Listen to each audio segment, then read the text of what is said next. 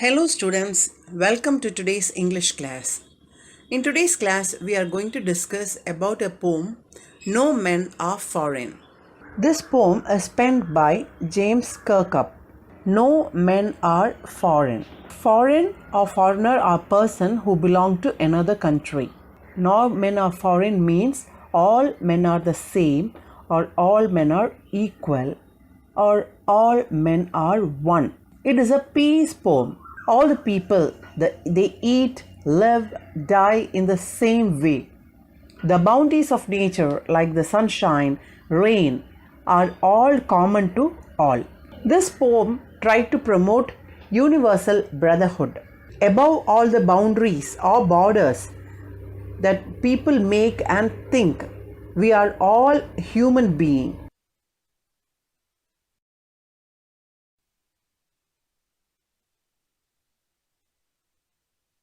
In this, the poet tries to emphasize that all men are equal. There are no boundaries, there are no borders.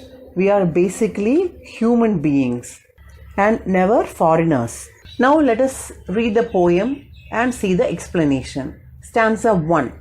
Remember, no men are strange, no countries foreign. Beneath all uniforms, a single body breathes. Like ours, the land our brothers walk upon is like this, in which we all shall lie. Here, strange means unknown, beneath means under.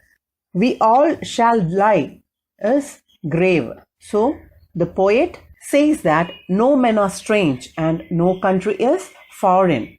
So, the poet tries to remove all the borders of the country from the earth's surface. Then no country will be foreign. When there will be no borders, no country will be foreign. We can all freely move around. Beneath all uniform, a single body breathes like ours. Uniform are worn by the military people. Isn't it, children? Those people who are in service, they wear the uniform, soldiers. So, those who are in uniform, everybody breathes the same, like we do.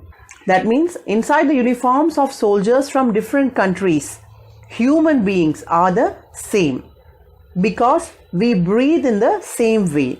The land our brothers walk upon is earth like this, in which we all shall lie. He calls the other soldiers as our brothers and says that upon death we will be buried on the same earth. So the poet tries to say that remember people, no men are strange or unknown and no country is foreign. There should not be any borders or boundaries between the countries. And beneath all the uniform, there lies a single body which breathes like all others. Like everybody, the breath is the same. The way we breathe is the same. And the land our brothers walk upon, the poet calls other soldiers of other country as his brothers, and the land on which they walk upon is our mother earth, and in that only we shall lie.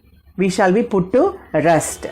They too, aware of sun and air and water, are fed by peaceful harvests, by war's long winter starved. Their hands are ours, and in their lines we read a labor not different from our own. In the second stanza, they refer to the foreigner, and labor is hard work. So the poet says, they too, aware of sun and air and water, they refers to the people of other country.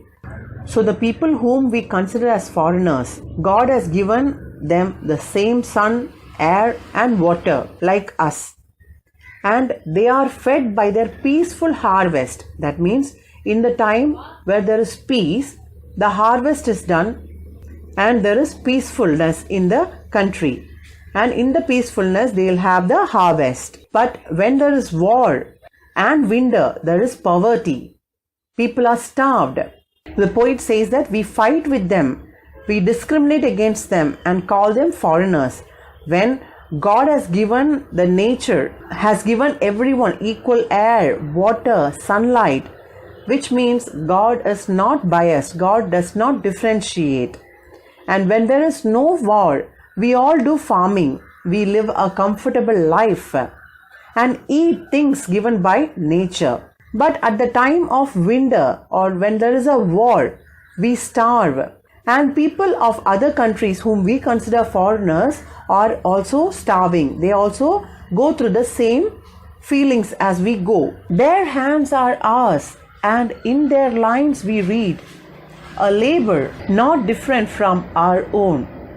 So the poet says that their hands, the people whom we consider as foreigners, their hands are just like ours, and in their lines we can read the hard work which they do, and it is not different from the work which we do. The poet gives all these examples and express to the reader that there is no difference between people of a different country. There is no difference between us and people whom we consider as foreigners.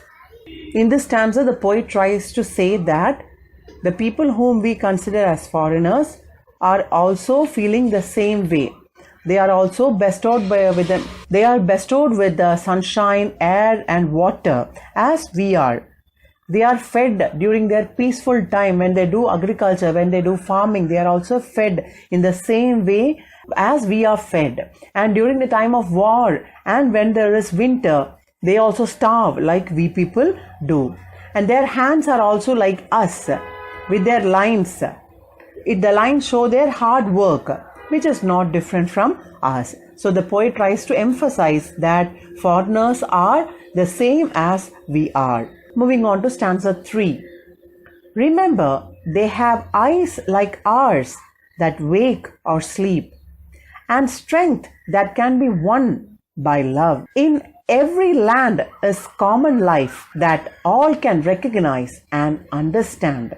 The poet says, people remember, those people whom we consider foreigners, they also have eyes like ours that wake up and close. God has also gifted them strength, which can be won through love. And on every land, life is common. It is the most common thing. Now, when we realize that they are like us, then there will not be any war. He says that every land is common life. Life is whatever is living is called as life. In every land it is common that we can all recognize, to understand, to identify. When we are able to understand or identify with their feelings, then there won't be any differences. When we identify ourselves with others, then there won't be any possibility of war. There will be peace prevailing everywhere. In the next stanza, the poet says, let us remember, whenever we are told to hate our brothers, it is ourselves that we shall dispossess, betray, condemn. Remember, we who take arms against each other. Dispossess means dislodge or deprive. Betray is to cheat. Condemn means to do evil to someone. The poet says, when someone tells us to hate our brothers, that means brother is somebody of other country, and think them as our enemy, then when we do that, then we deprive ourselves. We condemn and cheat ourselves. When you treat a person from another country as your own enemy, then it is ourselves that we are dispossessing, we are cheating, or we are doing evil to. All those things are negative characters. And the poet says that since it is all negative characters, we should be staying away from all those things. When we try to hate someone, thinking he is not in our countries, thinking he is a foreigner, then it is ourselves that we shall dispossess. We are cheating, we are trying to deprive only ourselves. When you try to hate someone, slowly there will be a fight, and the fight will develop into a war. And at the time of war, there will be destruction on both the sides. Both parties bear losses. So the poet tries to remind us that there should not be any war. The poet says, remember, we who take arms against each other. Arms are weapons or gun or missile. Poet says you have to remember one thing. What is that thing you have to keep in mind when you pick up arms or when you pick up a weapon of destruction against another one, we will see in stanza 5. It is the human earth that we defile. Defile means to make dirty or to pollute. That means when you pick up arm or when you pick up a weapon of destruction against each other, it is our mother earth that we are trying to pollute. When there is war, there is destruction, there is bloodshed, there is life, loss of life, and all those should be put to rest on the mother earth, and that will pollute our mother nature. Our hells of fire and dust outrage the innocence of air that is everywhere our own. When we try to create war, there will be fire, there will be dust, which will outrage the innocence. Outrage the innocence means violate the purity. The mother nature is very pure, very calm and beautiful. And when there is havoc in that, when there is war in that, it creates fire, dust, and it will pollute the innocence. It will pollute the beauty of nature. It is going to pollute the air which is everywhere, and it will pollute our own air also. He says, remember, no men are foreign and no countries strange. The poet writes the first line in reverse, saying, remember, no men are foreign and no countries are strange. At the last, the poet is trying to say that we should not be fighting against each other. There should be an end to war. There should be world peace. War is very dirty. War makes the earth pollute. War outrages the innocence of the earth. Innocence, the purity of air is lost. He ends the poem by the poet ends the poem by saying the reverse of what he said in the first line, saying, no men are foreign and no country is strange. So he is saying everybody is our brothers and sisters, whether they belong to our country or to a foreign country or a strange country or an unknown country. All men are our brothers and sisters. Now children, let us discuss the literary devices used. There are no rhyme scheme in this poem, children. It is written in free verse. There is no rhyming scheme. There are no rhyming words. We can see alliteration in the first stanza. What is alliteration? The repetition of a consonant sound in two or more closely connected words. Here you can see body breathes. B sound is repeated. In the second line, we can find body and breathes, which is B sound is repeated. The next device used is metaphor. Metaphor is an indirect comparison between two things. In line 2, he says, beneath all uniforms, a single body breathes. The word uniform refers to the military force of different countries. So uniform refers to the military of different countries. So it is a usage of metaphor. The next literary device used is repetition. Remember is used 5 times in the poem. The word remember is repeated 5 times. Many a times the poet tries to make the reader recollect by stressing the word remember. The next repetition is the first line, repetition of the first line as the last line, but in reverse. The first line is repeated in the last line, but in reverse. In the first line he says, no men are strange, no countries foreign. And he tries to emphasize on that by saying, no men are foreign and no countries strange. In stanza 2 also we can find alliteration. In line 2 we find words like wars, winter, where war sound is repeated. There is usage of metaphor, wars long, winter starved. Here war is compared to winter.